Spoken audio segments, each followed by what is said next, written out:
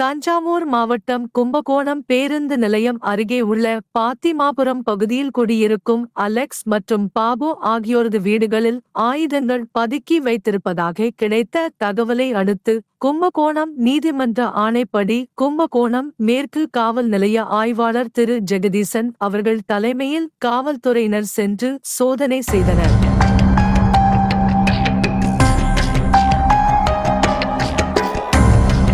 மேலும் மேற்கு காவல் நிலைய பகுதியில் நடைபெற்ற கொலை முயற்சி வழக்கில் தேடப்படும் குற்றவாளிகளான கெயின் ஆண்டனி, அர்னால்டோ ஆண்டனி, பாலுசாமி, அருண்குமார் என்கிற அஜய் ஆகியோர் அலெக்ஸ் என்பவர் வீட்டில் பதுங்கி இருந்தனர்.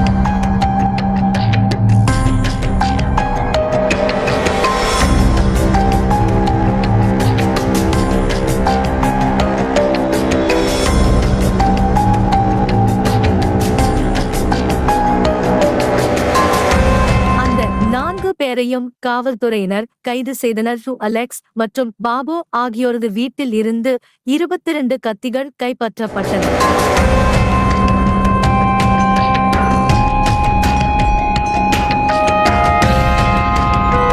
மேற்படி அலெக்ஸ் என்பவர் மேற்கு காவல் நிலைய ரவுடி பட்டியலில் உள்ளார்.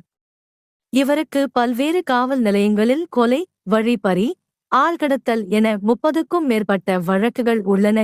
குற்ற செயல்களில் ஈடுபட்ட குற்றவாளிகளை காவல்துறையினர் கைது செய்ய முற்பட்டனர். ஒரு வாரமா பையன் சாவு கிடக்குறான், அவன் போய் கொலை கொண்டு போவான், ஆள் அடிச்சுட்டு போயிட்டு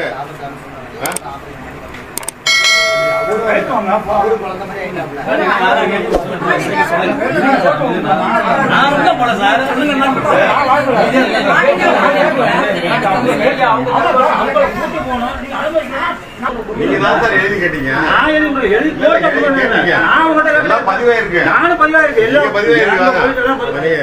ஆனால் நீதியை நிலைநாட்ட வேண்டிய வழக்கறிஞர்கள் மற்றும் அவர்களை சார்ந்த நபர்கள் சட்டத்தை மதிக்காமல் குற்றவாளிகளுக்கு ஆதரவாக செயல்படுவது ஏன் என பொதுமக்கள் கேள்வி எழுப்புகின்றனர்.